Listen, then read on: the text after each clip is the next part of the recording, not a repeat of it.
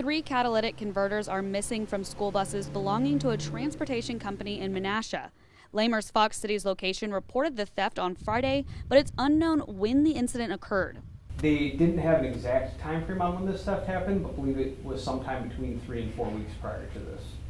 The Menasha Police Department is investigating the theft and recommends companies with large fleets of buses inspect their vehicles every 72 hours to a week.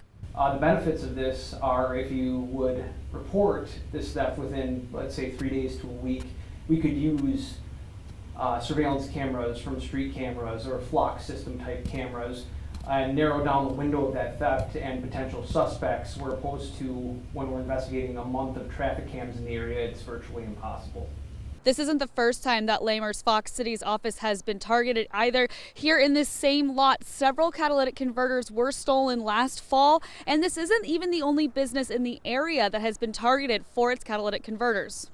The reason why the bus catalytic converters have been on the uptake the last year or two is because these individuals that want to commit these crimes have realized that there's a lot more precious metals in a converter that fits on a bus due to it being much larger than those that are on cars and trucks. Menasha Police also recommends using a heat-resistant paint or carving the name of a company, license plate, or other identifiable memo onto catalytic converters, or using an anti-theft cage or alarm system to help prevent future crimes. In Menasha, Lena Bleets, Action 2 News.